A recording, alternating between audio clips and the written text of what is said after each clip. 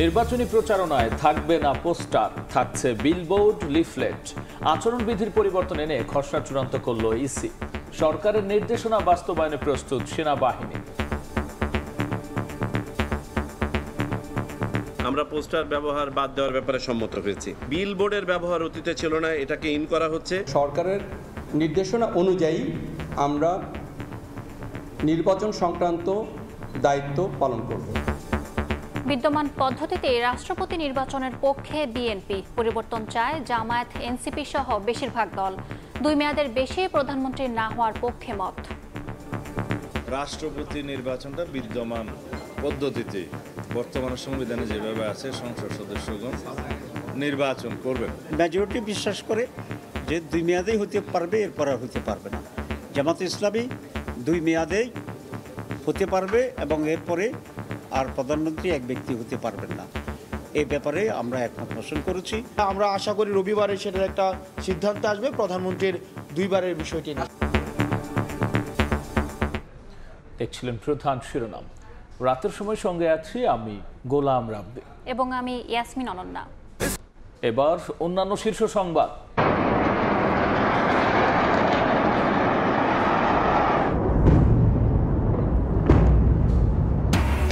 তেল আবিবে তেহরানের ভয়াবহ হামলা, ইরানের পারমাণবিক চুল্লিতে পাল্টা আঘাত, খামেনিকে হত্যার হুমকি ইসরায়েলের, যুক্তরাষ্ট্রে যুদ্ধবিরোধী বিক্ষোভ। ছাত্র জনতার অভ্যুত্থান দিবস হিসেবে 5 আগস্ট সরকারি ছুটির সিদ্ধান্ত। ওই দিনের আগেই জুলাই ঘোষণাপত্র প্রকাশের পরিকল্পনা, অন্তর্বর্তী সরকারের কমিটি গঠন। আদালত অবমাননার মামলায় শেখ হাসিনার পক্ষে আইনজীবী দিলেন ট্রাইব্যুনাল, বিচারের স্বচ্ছতা নিশ্চিতে অ্যামিকাস কিউরি নিয়োগ, বিচার ব্যবস্থার প্রশংসায় ক্যান্ডম্যান। 253 জনের গুমের অকাট্য প্রমাণ পেয়েছে কমিশন। বেশি জড়িত র্যাব, ভারতীয় গোয়েন্দা বাহিনীরও সংশ্লিষ্টতা পাওয়ার দাবি, ক্ষমতা ধরে রাখতে বিরোধী মত দমনের অভিযোগ। এবং সুইস ব্যাংকে বাংলাদেশিদের আমানতের রেকর্ড, ছাত্র জনতার আন্দোলনের বছর আমানত বেড়েছে 33 গুণ। গেল বছর সবচেয়ে বেশি দুর্নীতি হয়েছে বিআরটি অফিসে, বিবিএস এর তথ্য।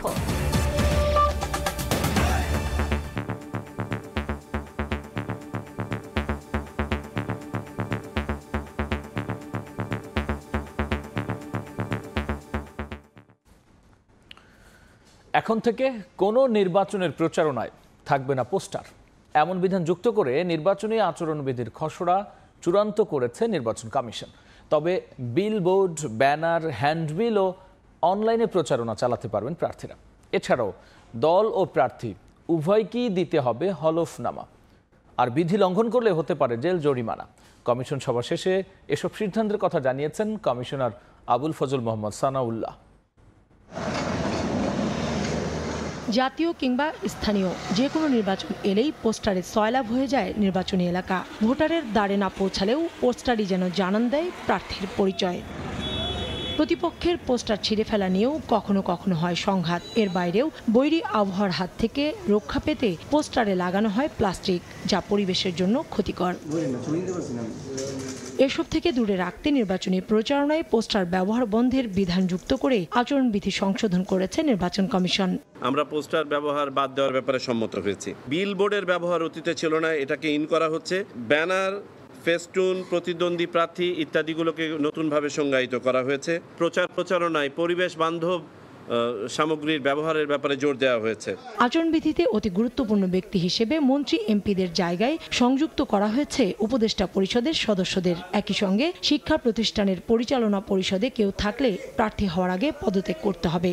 সরকারি সুবিধাভোগী অতি গুরুত্বপূর্ণ ব্যক্তি হিসেবে যারা বিবেচিত হন, সেখানে উপদেষ্টা মণ্ডলীর সদস্যদেরকেও যোগ করা হয়েছে। সোশ্যাল মিডিয়া ব্যবহারে কোনো ধরনের ফরেন ইনভেস্টমেন্ট না করা হয়েছে। কমনভাবে একটি প্ল্যাটফর্ম থেকে সকল প্রার্থী যাতে ইস্তেহার ঘোষণা করতে পারেন বা করেন, সেটার বিধান করা হয়েছে। কমিশন বলছে আচরণবিধির খসড়া চূড়ান্ত হলেও রাজনৈতিক দলসহ সব অংশীজনদের মতামত দেওয়ার সুযোগ থাকবে। স্টেক হোল্ডার সাথে আলোচনা করার পর করতে গেলে পারে নতুন নতুন উপাত্ত আসতে পারে। কাউসারা চৌধুরী কুমু, সময় সংবাদ, ঢাকা। ফেব্রুয়ারিতে নির্বাচন হবে কিনা সে বিষয়ে এখনও আনুষ্ঠানিক কোনো নির্দেশনা পায়নি সেনাবাহিনী। তবে নির্দেশনা পেলে সে অনুযায়ী কাজ করতে প্রস্তুত আছে তারা। দুপুরে বনানীতে নিয়মিত প্রেস ব্রিফিংয়ে কথা জানিয়েছেন স্টাফ মোহাম্মদ শফিকুল ইসলাম। এ সময় ভারত ও মিয়ানমার সীমান্তে অব্যাহত পুশিনের প্রশ্নে তিনি বলেন, এখনও সেনাবাহিনীর হস্তক্ষেপের মতো পরিস্থিতি তৈরি হয়নি। জুলাই আন্দোলনের সময় মোতায়েন করা সেনাবাহিনী অন্তর্বর্তী সরকারের অ্যাসাইনমেন্টে এখনও মাঠেই আছে। দেশের ভেঙে পড়া আইন শৃঙ্খলা পরিস্থিতিতে লাগাম টানতে দেয়া ম্যাজিস্ট্রেসি ক্ষমতাও চলমান। নির্বাচিত সরকার ক্ষমতা গ্রহণের পরই হয়তো ক্যান্টনমেন্টে ফিরতে পারবেন সেনা সদস্যরা। তবে ফেব্রুয়ারিতে জাতীয় নির্বাচনের জোর গুঞ্জন উঠলেও আনুষ্ঠানিকভাবে এখনও কিছু জানানো হয়নি সেনাবাহিনীকে। সেনা সদরের নিয়মিত ব্রিফিংয়ে কর্নেল স্টাফ শফিকুল ইসলাম বলেন, নির্দেশনা পাওয়া মাত্র সে অনুযায়ী কাজ করতে প্রস্তুত আছে বাহিনী। আমরা এখনও সরকারের পক্ষ থেকে অফিসিয়ালি কোনো নির্দেশনা প্রাপ্ত হয়নি, তবে সরকারের নির্দেশনা অনুযায়ী আমরা নির্বাচন সংক্রান্ত দায়িত্ব পালন করব। রোহিঙ্গাদের প্রত্যাবাসনের কোনো কার্যকর অগ্রগতি না থাকলেও প্রতিনিয়ত ভারত আর মিয়ানমার সীমান্ত দিয়ে পুশিন অব্যাহত রেখেছে প্রতিবেশীরা। তবে এখনও বিজিবিতেই আস্থা রাখতে চায় সেনাবাহিনী। স্থায়ী এবং অস্থায়ী ক্যাম্পের বৃদ্ধি করা হয়েছে, আমাদের গোয়েন্দা নজরদারিও বৃদ্ধি করা হয়েছে। তো এই বিষয়ে সেনাবাহিনী অন্তর্ভুক্ত হওয়ার মতো বিষয় এখনো অনুভূত হয়নি। বিজিবি এবং কোস্টগার্ড এই বিষয়টি নিয়ে কাজ করছে। এছাড়া গত 3 সপ্তাহে সারা দেশে বিভিন্ন অভিযানে 56টি অবৈধ অস্ত্র, 990 রাউন্ড গোলাবারুদ ও 996 জন চিহ্নিত অপরাধীকে গ্রেফতারের তথ্য জানানো হয় ব্রিফিংয়ে। জুম্মান সাদিক, জ্যাভলিন, সময় সংবাদ, ঢাকা। বিদ্যমান পদ্ধতিতেই রাষ্ট্রপতি নির্বাচনের পক্ষে বিএনপি, পরিবর্তন চায় জামাত, এনসিপি সহ বেশিরভাগ দল। 2 মেয়াদের বেশি প্রধানমন্ত্রী না হওয়ার পক্ষেও মত দিয়েছেন তারা। ঐক্যমত্য কমিশনের সঙ্গে দ্বিতীয় দফার বৈঠকে নিজেদের মতামত তুলে ধরে রাজনৈতিক দলগুলো। কমিশনের সহসভাপতি আলী রিয়াজ জানান, অমীমাংসিত বিষয়গুলো নিয়ে রোববার ফের আলোচনা হবে। বৃহস্পতিবার ঐক্যমত্য কমিশনের সঙ্গে রাজনৈতিক দলগুলোর দ্বিতীয় দফায় 4র্থ দিনের বৈঠকে অংশ নেয় বিএনপি, জামায়াত, এনসিপি সহ 29টি রাজনৈতিক দল। বিষয়বস্তু নির্ধারণ করা হয় রাষ্ট্রপতি নির্বাচন, প্রধানমন্ত্রীর মেয়াদ, রাষ্ট্রের মূলনীতি ও নির্বাচনী এলাকা। আলোচনা শেষে সংবাদ সম্মেলনে বিএনপি জানায়, বিদ্যমান পদ্ধতিতেই রাষ্ট্রপতি নির্বাচন চায় তারা। নেতারা বলেন, স্বৈরাচার ঠেকাতে সাংবিধানিক প্রতিষ্ঠানগুলো শক্তিশালী করার বিকল্প নেই। রাষ্ট্রপতি নির্বাচনটা বিদ্যমান পদ্ধতিতে বর্তমান সংবিধানে যেভাবে আছে সংসদ সদস্যগণ নির্বাচন করবেন। এনসিপি নেতা হাসনাত আব্দুল্লাহ বলেন, গণতন্ত্র রক্ষায় ফ্যাসিবাদ ঠেকাতে 2 বারের বেশি কেউ প্রধানমন্ত্রী হতে পারবেন না বলে বৈঠকে মতামত দেওয়া হয়েছে। আর রাষ্ট্রপতি নির্বাচনে গোপন ব্যালটে ভোট চায় এনসিপি। উচ্চকক্ষে নিম্নকক্ষের যে ভোটের অনুপাতই হচ্ছে উচ্চকক্ষে আমরা সিট ডিস্ট্রিবিউশনের এই বিষয়টি আমরা কথা বলেছি। আমরা হচ্ছে না, আমরা এখানে আমরা গোপন ব্যালটের কথা আমরা ওখানে বলেছি। আলোচনার পর জামায়াত নেতারা জানান, রাষ্ট্রপতি নির্বাচনে তারাও গোপন ব্যালটে ভোটের পক্ষে। রাষ্ট্রপতি প্রধানমন্ত্রীর ক্ষমতায় ভারসাম্য আনার তাগিদ দলটির। প্রধানমন্ত্রীর মেয়াদের ব্যাপারে সেখানেও অনেকটাই মেজরিটি অর্গানাইজেশনগুলো আমরা একমত হয়েছি যে কোনো প্রধানমন্ত্রী 2 মেয়াদের বেশি প্রধানমন্ত্রী হিসেবে দায়িত্ব পালন করতে পারবেন না। ঐক্যমত্য কমিশনের সহসভাপতি আলী রিয়াজ জানান, দ্বিকক্ষ বিশিষ্ট আইনসভার বিষয়ে অধিকাংশ দল একমত হয়েছে। এছাড়া রাষ্ট্রপতি নির্বাচন পদ্ধতির পরিবর্তন ও প্রধানমন্ত্রীর মেয়াদকাল নিয়েও আলোচনা হয়েছে বৈঠকে। রাষ্ট্রপতি নির্বাচনের যে পদ্ধতি আছে সেই পদ্ধতি পরিবর্তন করা প্রয়োজন। দ্বিকক্ষ বিশিষ্ট আইনসভা প্রতিষ্ঠার ব্যাপারে একমত হয়েছে। 100 সদস্য বিশিষ্ট হওয়ার ক্ষেত্র, আবারও বলি অধিকাংশ দল। এর অর্থ এই নয় যে আমরা এই মুহূর্তে এটাকে ঐকমত্য বলে বলবো। অমীমাংসিত বিষয়গুলো নিয়ে রোববার আবারও আলোচনা হবে বলে জানান আলী রিয়াজ। ধ্রুব ব্যানার্জি, সময় সংবাদ, ঢাকা। 5 আগস্ট ছাত্র জনতা অভ্যুত্থানকে জাতীয় দিবস হিসেবে স্বীকৃতি দিতে যাচ্ছে সরকার। এখন থেকে প্রতি বছর এই দিনটিতে সরকারি ছুটি থাকবে। আগামী রোববার উপদেষ্টা পরিষদের বৈঠকের পর প্রজ্ঞাপন জারি করা হবে বলে জানিয়েছেন প্রধান উপদেষ্টার প্রেস সচিব। তিনি আরও জানান, মাসব্যাপী পালন করা হবে নানা কর্মসূচি। 5 আগস্টের আগেই জুলাই সনদ ঘোষণা করতে পরিকল্পনা উপদেষ্টার নেতৃত্বে একটি কমিটি কাজ করবে বলেও জানান শফিকুল আলম। ৩৬ জুলাই ক্যালেন্ডারের পাতায় যার নাম ৫ আগস্ট ২০২৪। ছাত্র জনতার এক অভূতপূর্ব অভ্যুত্থানের দিন। জুলাই জুড়ে কোটা আন্দোলন থেকে শুরু হয়ে ৫ আগস্ট স্বৈরাচারী সরকারকে বিদায় জানানোর দিন। প্রায় বছর পেরিয়ে গেল, কিন্তু রক্তরঞ্জিত রাজপথের দগদগে ক্ষত মুছে যায়নি। হাজারো আহত এখনও বয়ে বেড়াচ্ছেন জুলাই। নতুন দেশের স্বপ্ন নিয়ে বাংলাদেশের ইতিহাসের পাতায় দিনটিকে গেঁথে রাখতে তাই প্রথম বছরে মাসব্যাপী কর্মসূচি হাতে নিতে যাচ্ছে অন্তর্বর্তী সরকার। ঘোষণা করা হবে জাতীয় দিবস। মাস জুড়ে কর্মসূচির লক্ষ্য জুলাই আন্দোলনের মতো বাংলাদেশকে আবারও ঐক্যবদ্ধ করা। জুলাইয়ের ১ তারিখ থেকে আমাদের কর্মসূচি শুরু হবে, কিন্তু মূল ইভেন্ট কিক অফ হবে জুলাইয়ের ১৪ তারিখ থেকে এবং এটা চলবে ৫ আগস্ট পর্যন্ত। এবং আমাদের এই কর্মসূচির মূল উদ্দেশ্যটা হচ্ছে জুলাইতে যেরকম পুরো বাংলাদেশ এক হয়েছিল আবার সেই অনুভূতিটাকে ফিরিয়ে আনা। ৫ই আগস্ট একটা ছুটি ঘোষণা করা হবে, সেটা হচ্ছে ছাত্র জনতার অভ্যুত্থান দিবস হিসাবে পালিত হবে। রোববারই উপদেষ্টা পরিষদের বৈঠকে ৫ আগস্ট সরকারি ছুটির সিদ্ধান্ত চূড়ান্ত করে প্রজ্ঞাপন জারি করা হবে। জুলাইয়ের মধ্যেই সনদ তৈরি করতে করা হচ্ছে কমিটি। ছাত্র জনতার একটা দাবি, তো জুলাই প্রোক্লেমেশনটা যাতে ৫ই আগস্টের আগে এটা দেওয়া যায় সেই জন্য একটা কমিটি করা হয়েছে। এই কমিটির নেতৃত্ব দিবেন হচ্ছে ডক্টর ওয়াহিদুদ্দিন মাহমুদ, আমাদের প্ল্যানিং অ্যাডভাইজার। সেখানে আরও কয়েকজন অ্যাডভাইজার থাকবেন। প্রধান উপদেষ্টার সঙ্গে আলোচনা করে প্রাথমিক সিদ্ধান্ত নেওয়া হয়েছে। সোমবার সবগুলো বিষয় নিয়ে সরকারের পরিকল্পনা আনুষ্ঠানিকভাবে জানানো হবে। এছাড়া রাষ্ট্রীয় গণমাধ্যম স্বায়ত্তশাসিত করতে শিক্ষা উপদেষ্টা CR আবরারের নেতৃত্বে একটি কমিটি কাজ করবে বলে ব্রিফিংয়ে জানানো হয়। সানবীর রূপল, সময় সংবাদ, ঢাকা।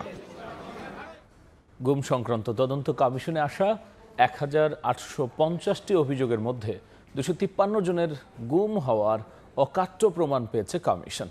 সবচেয়ে বেশি জড়িত র্যাব, সম্পৃক্ততা পাওয়া গেছে ভারতীয় গোয়েন্দা বাহিনীরও। প্রধান উপদেষ্টার কাছে জমা দেয়া দ্বিতীয় প্রতিবেদন নিয়ে সংবাদ সম্মেলনে এই তথ্য তুলে ধরেন কমিশন সভাপতি বিচারপতি মইনুল ইসলাম চৌধুরী। দমন নীতির অংশ হিসাবে গুমকে হাতিয়ার হিসাবে ব্যবহার করা হয়েছে। গুম নিয়ে গত ৪ জুন প্রধান উপদেষ্টার কাছে দ্বিতীয় প্রতিবেদন জমা দেয় গুম সংক্রান্ত কমিশন। বৃহস্পতিবার সকালে রাজধানীর গুলশানে কমিশনের কার্যালয়ে এ নিয়ে আয়োজন করা হয় সংবাদ সম্মেলনের। গুম সংক্রান্ত অভিযোগ সমূহের মধ্যে হতে লিখিত বক্তব্যে কমিশনের সভাপতি জানান, এ পর্যন্ত ১৬টি গোপন বন্দিশালার খোঁজ পাওয়া গেছে। কমিশনে আসা ১,৮৫০ অভিযোগের মধ্যে ২৫৩ জন গুমের শিকার ব্যক্তির তথ্য প্রমাণ পাওয়া গেছে। এছাড়াও গুমের শিকার ১৩১ জনকে খুঁজতে পুলিশ প্রধানের কাছে চিঠি দেয়া হয়েছে। ২৫৩ জন ব্যক্তিকে গুম করার মুহূর্তে, গুমকালীন সময়ে এবং গুম থেকে ফেরত আসার মুহূর্তে ৩টি পর্যায়ে অকাট্য প্রমাণাদি পাওয়া যাচ্ছে।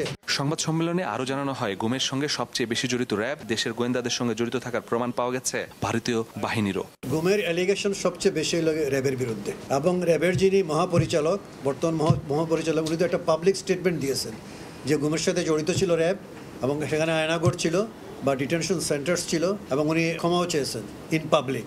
এমনকি সাধারণ নাগরিকদের বেআইনি পন্থায় বারবার ভারতীয় বাহিনীর হাতেও তুলে দিয়েছে। কমিশনের সভাপতি জানান, বিগত সরকার ক্ষমতা দীর্ঘ করতে বিরোধী মত দমনের পাশাপাশি দলীয় কোন্দলের কারণে শাসক দলের লোকজনকেও গুম করেছে। জঙ্গি বিরোধী অভিযানের নামেও হয়েছে গুম। গুম একটি সুশৃঙ্খল ও প্রাতিষ্ঠানিক রূপে জঙ্গিবাদ বিরোধী অভিযানের ছায়াতলে ইসলামী উগ্রবাদের হুমকিকে ব্যবহার করে রাজনৈতিক ক্ষমতা কেন্দ্রীভূত করা, আন্তর্জাতিক স্বীকৃতি অর্জন এবং শাসন দীর্ঘায়িত করার উদ্দেশ্যে পরিচালিত হয়েছে, যার ভিকটিম ছিল মেধাবী শিক্ষার্থী, রাজনৈতিক কর্মী, সাংবাদিক, ডাক্তার, ইঞ্জিনিয়ার সহ বিভিন্ন সরকারি বেসরকারি পেশাজীবী তথা সাধারণ জনগণ। সম্প্রতি ভারত থেকে পুশিন করা ব্যক্তিদের মধ্যে গুমের ভিকটিম আছে কিনা খতিয়ে দেখছে কমিশন। ডিসেম্বরের মধ্যেই প্রধান উপদেষ্টার কাছে চূড়ান্ত প্রতিবেদন দাখিলের আশা কমিশনের। অনুসন্ধানের কাজ চলমান অবস্থায়। মাসুদুর রহমান, সময় সংবাদ, ঢাকা। আদালত অবমাননার মামলায় শেখ হাসিনার পক্ষে আইনজীবী নিয়োগ দিলেন আন্তর্জাতিক অপরাধ ট্রাইব্যুনাল। একই সঙ্গে সিনিয়র এক আইনজীবীকে করা হয়েছে অ্যামিকাস কিউরি। প্রসিকিউশন বলছেন, বিচারের স্বচ্ছতা নিশ্চিতে এই সিদ্ধান্ত নিয়েছেন বিশেষ আদালত। চিফ প্রসিকিউটরের বিশেষ পরামর্শক টবি ক্যাডম্যান জানান, আওয়ামী লীগের সময়ে ধ্বংস হওয়া বিচার ব্যবস্থাকে আন্তর্জাতিক মানে নিয়ে এসেছে অন্তর্বর্তী সরকার। এদিকে ট্রাইব্যুনালের কাছে নিরাপত্তা ও পুনর্বাসনের দাবি জানিয়েছেন গুম থেকে ফেরা ভুক্তভোগীরা। মানে অন্তত 227 জনকে মারার লাইসেন্স পেয়ে গেছি। 227 জনকে হত্যার লাইসেন্স পেয়েছি। গাইবান্ধার আওয়ামী লীগ নেতার সঙ্গে টেলিফোন কথোপকথনটি যে শেখ হাসিনার তার প্রমাণ আগেই পেয়েছে ট্রাইব্যুনালের তদন্ত সংস্থা। এরপর শেখ হাসিনার বিরুদ্ধে নোটিশ এবং পত্রিকায় বিজ্ঞপ্তি জারি করা হয়। তবে হাজির বা আইনজীবীর মাধ্যমে কোনো ব্যাখ্যাই দেননি শেখ হাসিনা। সংগঠিত অপরাধসমূহ আসামি শেখ হাসিনা। এমন প্রেক্ষাপটে বৃহস্পতিবার এই মামলায় সিনিয়র আইনজীবী AY মসিউজ্জামানকে অ্যামিকাস কিউরি নিয়োগ করেছেন আন্তর্জাতিক অপরাধ ট্রাইব্যুনাল। নিয়োগ দেওয়া হয়েছে শেখ হাসিনার পক্ষে আইনজীবীও। প্রসিকিউশন বলছে বিচারের স্বচ্ছতা নিশ্চিতে এই সিদ্ধান্ত নিয়েছেন বিশেষ আদালত। ট্রাইব্যুনাল রুলসের 41 বিধি মোতাবেক একজন অ্যামিকাস কিউরি নিয়োগ করেছেন এই মামলায় মতামত গ্রহণের জন্য এবং আদালতকে সহায়তা করার জন্য। চিফ প্রসিকিউটরের বিশেষ পরামর্শক টবি ক্যাডম্যান বলছেন, বিগত সরকারের সময়ে বিচার ব্যবস্থাকে অপহরণ করা হয়েছিল। এখন বিচারে আন্তর্জাতিক মান নিশ্চিত করা হচ্ছে। দেখুন, যেটা আমি আগেও বলেছি, ন্যায় বিচার থেকে সম্পূর্ণরূপে সরে এসেছিল আগের সরকার। এমনকি বিচার ব্যবস্থাকে অপহরণ করা হয়েছিল, যা সম্পূর্ণভাবে আইনের শাসনের পরিপন্থী। এদিন 14 বছর আগে পাবনার ছাত্রদল নেতা শফিকুল ইসলামকে গুম ও হত্যায় সাবেক স্বরাষ্ট্র প্রতিমন্ত্রী ও ডেপুটি স্পিকার শামসুল হক টুকু সহ 12 জনের বিরুদ্ধে ট্রাইব্যুনালে অভিযোগ দায়ের করেছেন নিহতের ভাই। এদিকে গুম থেকে ফেরা ভুক্তভোগীরা দাবি জানান নিরাপত্তা ও পুনর্বাসনের। নিরাপত্তার জন্য আমরা আবেদন জানিয়েছি, তাদেরকে পুনর্বাসনের জন্য আমরা আবেদন জানিয়েছি। অ্যাডভোকেট শামসুল হক টুকু 10 লক্ষ টাকার নিয়ে তৎকালীন সাধারণ সম্পাদক হাফিজুর রহমান মিঠুর কাছ থেকে নিয়ে এই অপহরণ করার নির্দেশ প্রদান করেন এবং অপহরণ এবং গুম হত্যা করে। একই সঙ্গে রাষ্ট্রের কাছে আইনি সহায়তাও চেয়েছেন গুমের শিকার ব্যক্তিরা। আফজাল হোসেন, সময় সংবাদ, ঢাকা। রাতের সময় আরও থাকছে। সাগর উত্তাল থাকায় মহেশখালী থেকে এলএনজি সরবরাহ বন্ধ। চট্টগ্রাম সহ দেশের বিভিন্ন স্থানে গ্যাস সংকট। ধুঁকছে সিএনজি ফিলিং স্টেশন। শিল্প কারখানায় উৎপাদন ব্যাহত। পাল্টাপাল্টি হামলায় কাঁপছে ইরান ইসরায়েল। সকালে তেল আবিবের প্রাণকেন্দ্রে হামলা চালায় তেহরান। এতে হাসপাতাল সহ বেশ কয়েকটি গুরুত্বপূর্ণ ভবন ক্ষতিগ্রস্ত হয়েছে। ইরানের এরাক পারমাণবিক চুল্লি ও পুলিশ কার্যালয়ে পাল্টা হামলার দাবি করেছে তেল আবিব। আয়াতুল্লাহ আলী খামেনিকে হত্যাই তাদের প্রধান লক্ষ্য বলে হুমকি দিয়েছেন ইসরায়েলি প্রতিরক্ষা মন্ত্রী। এদিকে ট্রাম্প বলেছেন, ইরানে হামলার পরিকল্পনার অনুমোদন দিলেও এখনও চূড়ান্ত সিদ্ধান্ত নেননি তিনি। ইরান ইসরায়েল সংঘাত ইস্যুতে ফোন আলাপ করেছেন রুশ প্রেসিডেন্ট ভ্লাদিমির পুতিন ও চীনা প্রেসিডেন্ট শি জিনপিং। আজ রাতেই নিরাপত্তা বৈঠকে বসছেন নেতানিয়াহু।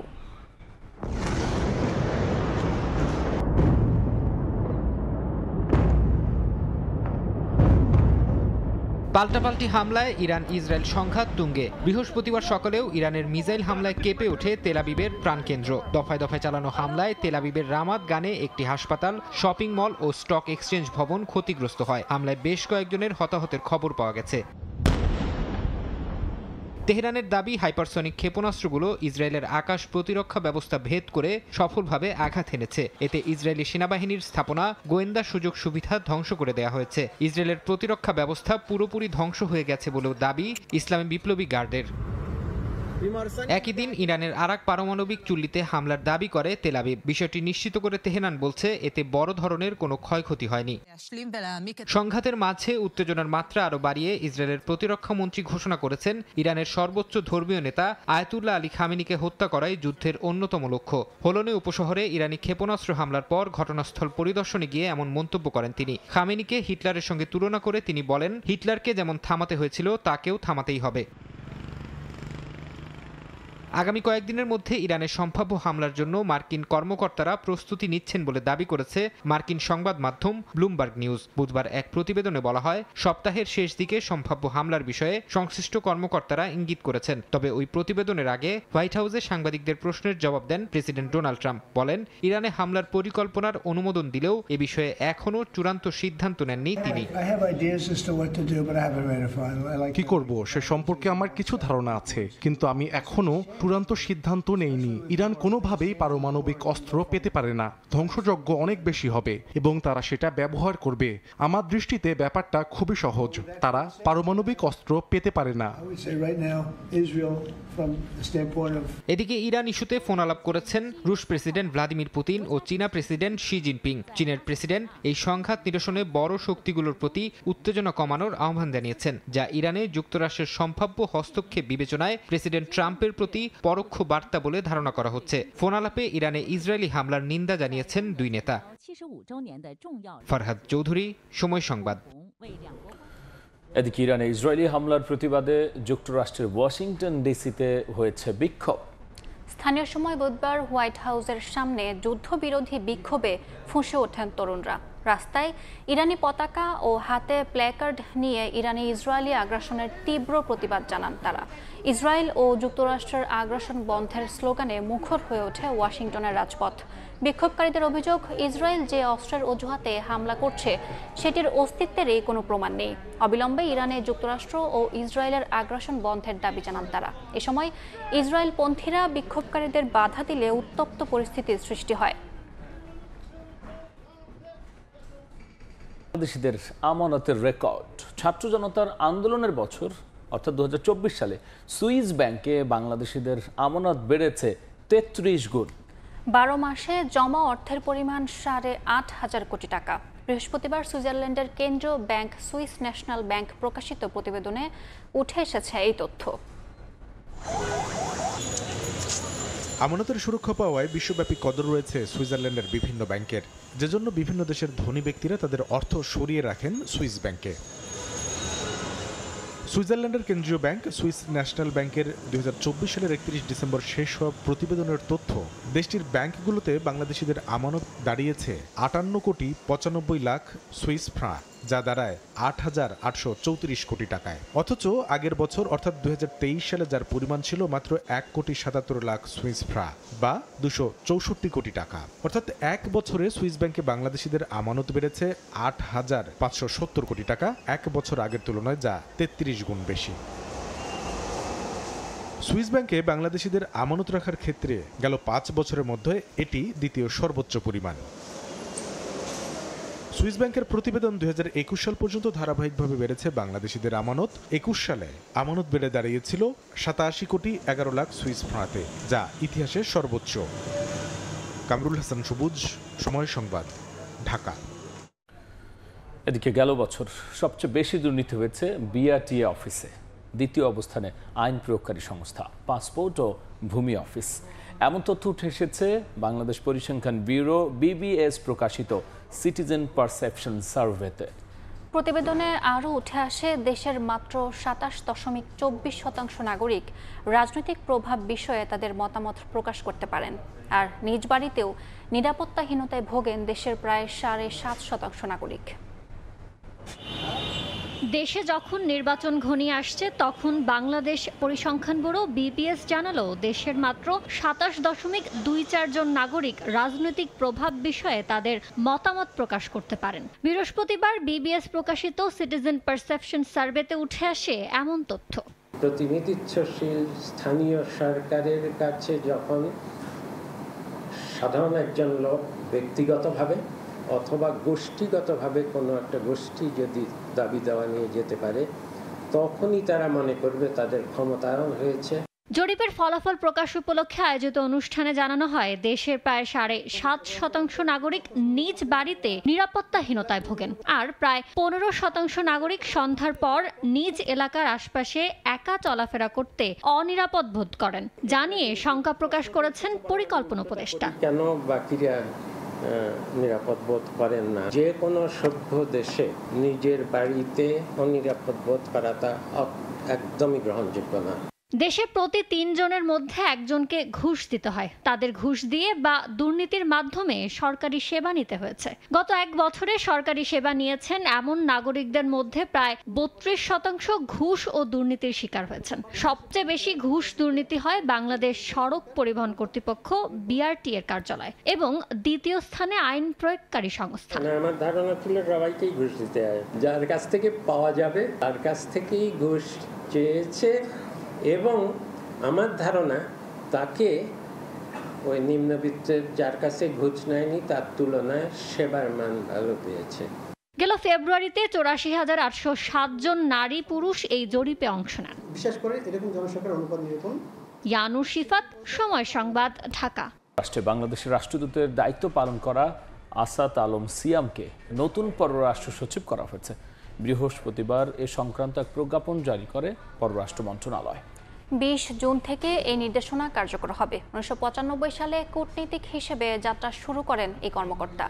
শিক্ষা জীবনে বুয়েট থেকে স্নাতক ও নেদারল্যান্ডসের ম্যাস্ট্রিট স্কুল অফ ম্যানেজমেন্ট থেকে MBA সম্পন্ন করেন তিনি। নবনিযুক্ত পররাষ্ট্র সচিব যুক্তরাষ্ট্র ছাড়াও ফিলিপিন্স, অস্ট্রিয়া, হাঙ্গেরি, স্লোভেনিয়া ও স্লোভাকিয়ার বাংলাদেশ রাষ্ট্রদূত ছিলেন।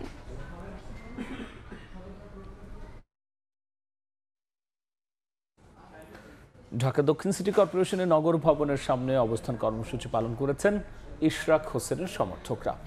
শপথ পড়িয়ে মেয়রের দায়িত্ব বুঝিয়ে দেওয়ার দাবি তাদের। সমর্থকরা বলেন, ইশরাকের নেতৃত্বে এই আন্দোলন চলবে। সিটি কর্পোরেশনের কোনো দোসর, কোনো ফ্যাসিবাদী থাকতে পারবে না। শপথ না পড়ানো এবং নাগরিক ভোগান্তির জন্য উপদেষ্টা আসিফ মাহমুদকে দায়ী করেন তারা।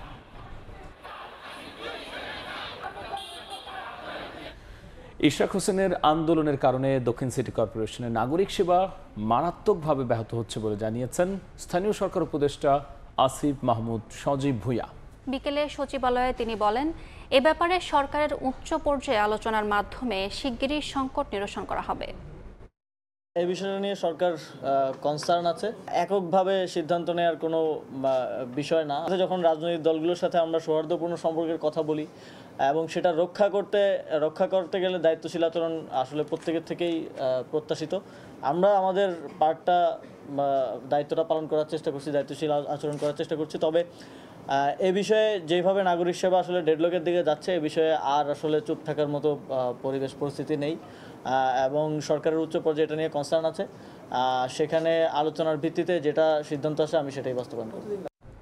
চাকরি সংশোধন অধ্যাদেশ বাতিলে ৪৮ ঘন্টার সময় বেঁধে দিয়েছে সচিবালয় কর্মকর্তা কর্মচারী ঐক্য ফোরাম। শনিবারের মধ্যে অধ্যাদেশ বাতিল করা না হলে দেশব্যাপী বৃহত্তর কর্মসূচির ঘোষণা নেতাদের। সকালে সচিবালয়ের ৪ নম্বর ভবনের সামনে বিক্ষোভ সমাবেশ করেন সচিবালয়ের কর্মকর্তা কর্মচারীরা। বিভিন্ন ভবন থেকে মিছিল নিয়ে যোগ দেন তারা। অধ্যাদেশকে অবৈধ কালো আইন উল্লেখ করে বাতিল না হওয়া পর্যন্ত আন্দোলন অব্যাহত থাকবে বলে জানিয়েছেন তারা। রোববার সচিবালয়ে অর্থ মন্ত্রণালয়ের সামনে অবস্থান কর্মসূচি পালনেরও ঘোষণা দেন এই ফোরামের নেতারা।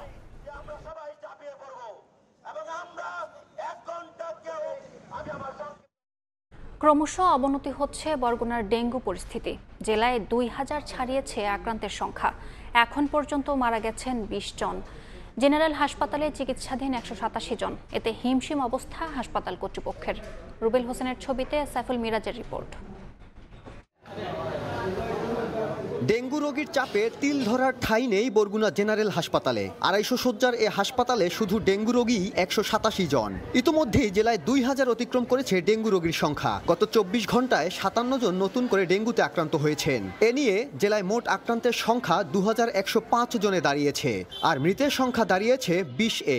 ৬ দিন ধরে আক্রান্ত, প্যারাটিং প্রত্যেক রোজ কমতে আছে। খাতে গেলে বমি আসে, জ্বর, দুর্বল শরীর। উপসর্গগুলো দেখার পরে আমি ডেঙ্গু টেস্ট করাইলাম। টেস্ট করার পরে আমার ডেঙ্গু পজিটিভ আসছে। এদিকে বাড়তি রোগীর চাপ সামলাতে হিমশিম অবস্থা হাসপাতাল কর্তৃপক্ষের। জরুরি পরিস্থিতি মোকাবেলায় হাসপাতালে ১২ জন চিকিৎসক ও ১০ জন নার্স পদায়ন করা হলেও এখন পর্যন্ত ৪ জন নার্স ও ৫ জন চিকিৎসক যোগদান করেছেন। চিকিৎসকরা বলছেন, দিন দিন অবনতি হচ্ছে ডেঙ্গু পরিস্থিতির।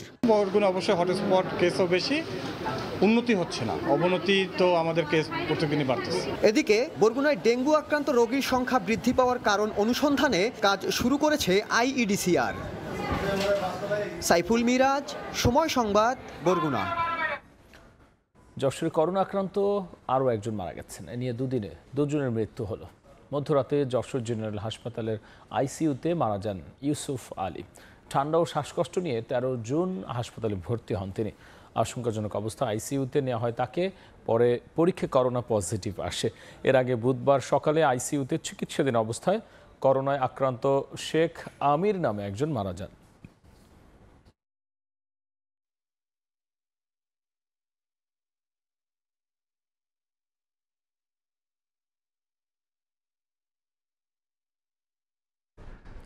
উত্তাল সাগরে মহেশখালী থেকে এলএনজি সরবরাহ বন্ধ হয়ে যাওয়ায় চট্টগ্রামে গ্যাস সংকট দেখা দিয়েছে। এতে বন্ধ নগরের অধিকাংশ সিএনজি ফিলিং স্টেশন। এছাড়াও উৎপাদন ব্যাহত হচ্ছে শিল্প কারখানায়ও। সংকট নিরসনে কাজ চলছে, জানিয়ে আজকের মধ্যে সরবরাহ স্বাভাবিক হবে বলে আশা কর্ণফুলী গ্যাস ডিস্ট্রিবিউশনের। বিস্তারিত ফেরদৌস লিপির রিপোর্টে। বন্দরনগরী চট্টগ্রামের সিএনজি ফিলিং স্টেশনগুলোর সামনে যানবাহনের দীর্ঘ সারি। একজন চালককে গ্যাসের জন্য অপেক্ষা করতে হচ্ছে 5 থেকে 6 ঘন্টারও বেশি সময় ধরে। আবার অনেক ফিলিং স্টেশন পুরোপুরি বন্ধ করে দিয়ে অলস সময় কাটাচ্ছেন কর্মচারীরা। সকাল থেকে নগরের এমন অবস্থায় দুর্ভোগে যানবাহন চালকরা। কালকে গ্যাস পায় নাই, আজকে আসে দেখি গ্যাস নাই, এখানে আসে এতক্ষণ পর্যন্ত দাঁড়ায় আছি। সবখানে তো এখানে বন্ধ দেখতেছি, আমরা এখনো যোগাযোগ করি না। আমাদের মালিক পক্ষকে জানাচ্ছি, মালিক পক্ষ যোগাযোগ করতেছি। সকাল ভোরে এসে এখানে সিরিয়াল দিচ্ছে, এই পর্যন্ত আমি প্রায় আমার 5 ঘন্টা সময় এই পর্যন্ত। 6টার পরে গ্যাস পাম্প বন্ধ, 10টা বাজে আবার গ্যাস দিই। মানুষ কি আর কত হরানি করব? ঘন্টাখানিক ধরে আমি মুরাদপুর গেছি, 2 নম্বর গেট গেছি, এখানে ঘুরে সিরিয়াল দিয়ে গ্যাস পাচ্ছি না। সাগর উত্তাল থাকায় মহেশখালীতে এলএনজি নিয়ে আসা জাহাজ টার্মিনালে নোঙর করতে পারছিল না। এতে নগরীতে গ্যাস সরবরাহ সংকটে পড়ে, ফলে শিল্প কারখানায় উৎপাদনও ব্যাহত হচ্ছে। তবে দুপুরে একটি জাহাজ টার্মিনালে ভেড়ায় আজকের মধ্যে সমস্যা সমাধানের আশা কর্ণফুলী ডিস্ট্রিবিউশনের। গ্যাসের চাপ যেখানে আপনার 120 থাকার কথা, সেখানে আপনার মাত্র 20-এ আইসা থাকার কারণে সমস্ত কলকারখানা মেশিনারি আপনার চলা বন্ধ হয়ে গেছে। এই প্রেক্ষাপটে গতকাল থেকে আজ পর্যন্ত এন্টায়ার ইন্ডাস্ট্রি আপনার চরম বিপর্যয়ের মধ্যে অতিবাহিত করছে। স্বাভাবিক সময়ে এলএনজি টার্মিনাল থেকে জাতীয় সঞ্চালন লাইনে যেখানে 1000 মিলিয়ন ঘনফুট গ্যাস পাওয়ার কথা, বুধবার সন্ধ্যায় তা নেমে আসে 195 মিলিয়নে। ফেরদৌস লিপি, সময় সংবাদ, চট্টগ্রাম। 2027 সাল থেকে চালু হচ্ছে নতুন কারিকুলাম। বিভিন্ন দেশের কারিকুলাম পর্যালোচনা সহ প্রাথমিক কাজ শুরু করেছে জাতীয় শিক্ষাক্রম ও পাঠ্যপুস্তক বোর্ড। আর কোনো দেশের হুবহু অনুকরণ নয়, দেশে প্রেক্ষাপট বিবেচনায় কারিকুলাম প্রবর্তনের পাশাপাশি মূল্যায়নে পরীক্ষা পদ্ধতিকে প্রাধান্য দেওয়ার দাবি অভিভাবকদের। অন্যদিকে বিশেষজ্ঞরা বলছেন, শিক্ষকদের জন্য প্রয়োজনীয় প্রশিক্ষণ নিশ্চিত করতে না পারলে মুখ থুবড়ে পড়বে সব উদ্যোগ। শাকির আহমেদের রিপোর্ট। আলোচনা সমালোচনার ফলে চালুর মাত্র 1 বছরের মাথায় বাতিল করা হয় 2023 সালের কারিকুলাম। 2012 সালের শিক্ষাক্রম পরিমার্জন করে চলছে চলতি বছরের কার্যক্রম। আগামী বছরও এই কারিকুলামই চলবে মাধ্যমিক ও উচ্চ মাধ্যমিক শ্রেণীর পড়াশোনা। তবে এক যুগের আগের এই কারিকুলাম যুগের চাহিদা অনুযায়ী দক্ষ মানব সম্পদ তৈরিতে কতটা বাস্তবসম্মত তা নিয়ে প্রশ্ন উঠছে বিভিন্ন মহলে। বাচ্চারা বারবারই গিনিপিগ হচ্ছে, তাদেরকে দিয়ে বারবার একটা পদ্ধতি তাদের উপর চাপানো হচ্ছে, আবার চেঞ্জ করা হচ্ছে, আবার চাপানো হচ্ছে। আমি বলবো যে আমার বাচ্চারা সাফারার। কারিকুলাম অবশ্যই যদি চেঞ্জ করে, সেই ক্ষেত্রে যেন বাংলাদেশের আর্থসামাজিক প্রেক্ষাপটটাকে প্রায়োরিটি দেওয়া হয়। ইতোমধ্যে যোগোপযোগী কারিকুলাম প্রবর্তনে প্রাথমিক পর্যালোচনা শুরু করেছে এনসিটিবি। 2027 সালে 6ষ্ঠ শ্রেণীতে চালু হবে নতুন কারিকুলাম। এবছর যারা ক্লাস 9-এ আছে তারা 27-এ পরীক্ষা দিবে। তার মানে 12র কারিকুলামে আমার 27 পর্যন্ত কিন্তু অটোমেটিক যাচ্ছে। 26-এ আমাদের 12র কারিকুলামে যাচ্ছে। 27-এ আমরা টার্গেট করে আমাদের ইন্টারনাল যে ডেস্ক ওয়ার্কগুলি আছে সেগুলি কাজ শুরু হয়েছে। আমরা বিভিন্ন ডকুমেন্টগুলি রিভিশন করছি। বিদেশের অনুকরণে নয়, কারিকুলাম হতে হবে দেশের চাহিদার প্রেক্ষিতে, এমন দাবি করছেন অভিভাবক ও শিক্ষা সংস্কার আন্দোলনে যুক্তরা। বিগত যে কারিকুলাম ছিল সেটাতে পরীক্ষা পদ্ধতি নেই বললেই চলে, কোনো পরীক্ষা পদ্ধতি ছিল না। এক স্টুডেন্ট ক্লাস 1-এ যে ভর্তি হতে পারবে সে 10ম শ্রেণী পর্যন্ত প্রত্যেক ক্লাসে সে সার্টিফিকেট পেয়ে যাবে। এখানে পরীক্ষা ছিল না দেখে যে অভিভাবকদের একটা দুশ্চিন্তা ছিল যে আমাদের ছেলেমেয়েরা পড়া টেবিলে ফিরতেছে। সীতানাথ বসাকে সে আদর্শলিপি কিনে আবার বানান শেখাতে হচ্ছে, আর অঙ্কগুলিও শেখাতে হচ্ছে। কারণ ওই যে কাগজ কেটে কেটে মেধা গেছে একদম ড্যামেজ হয়ে, যে পদ্ধতিটা আমাদের সরকার চালু করতে চেয়েছিল। অংশীজনের সঙ্গে আলোচনা করেই মূল্যায়ন সহ কারিকুলামের নানা দিক চূড়ান্ত করা হবে বলে জানিয়েছে বোর্ড। যেই অ্যাসেসমেন্ট করা হোক, যেই টিচিং লার্নিং অ্যাপ্রোচ করা হোক, সমাজ থেকে বিচ্ছিন্ন হওয়ার কোনো স্কোপ নাই। সমাজের যে ডিমান্ড, আমার সোসাইটির যে ডিমান্ড, আমার গ্লোবাল যে ডিমান্ড, এটার সাথে অ্যালাইনমেন্ট অবশ্যই থাকতে হবে। আর শিক্ষকদের প্রশিক্ষণ নিশ্চিত করতে না পারলে নতুন কারিকুলাম বাস্তবায়ন সম্ভব নয় বলছেন শিক্ষাবিদরা। আপনার ছাত্র A+ পাচ্ছে, কিন্তু সেটা তো কারিকুলামের ভালো কারিকুলামের রিফ্লেকশন না সবসময়। প্রত্যাশাগুলো নিয়ে আমরা কারিকুলাম তৈরি করি, সেই প্রত্যাশাগুলো তাদের মধ্যে অর্জন করতে পারে, এই জন্য মানসম্মত শিক্ষকের কোনো বিকল্প নাই। কারিকুলামে কোনো মতাদর্শকে চাপিয়ে না দিয়ে দক্ষতা বৃদ্ধির উপর জোর দেওয়ার পরামর্শ তাদের। কোনো গোষ্ঠীর প্রভাব যেন না থাকে। শাকির আহমেদ, সময় সংবাদ, ঢাকা। এই পর্যায়ে শীর্ষ সংবাদগুলো জানিয়ে দিচ্ছে আরেকবার। নির্বাচনী প্রচারণায় থাকবে না পোস্টার, পরিবর্তন এনে আচরণবিধির খসড়া চূড়ান্ত করল নির্বাচন কমিশন। সরকারের নির্দেশনা বাস্তবায়নে প্রস্তুত সেনাবাহিনী। বিদ্যমান পদ্ধতিতে রাষ্ট্রপতি নির্বাচনের পক্ষে বিএনপি, পরিবর্তন চায় জামায়াত, এনসিপি সহ বেশিরভাগ দল। 2 মেয়াদের বেশি প্রধানমন্ত্রী না হওয়ার পক্ষে মত। এবং ছাত্র জনতার অভ্যুত্থান দিবস হিসেবে 5 আগস্ট সরকারি ছুটির সিদ্ধান্ত। ওই দিনের আগেই জুলাই ঘোষণাপত্র প্রকাশের পরিকল্পনা অন্তর্বর্তী সরকারের, কমিটি গঠন। এই ছিল রাতের সময়ে। সঙ্গী থাকুন সময়।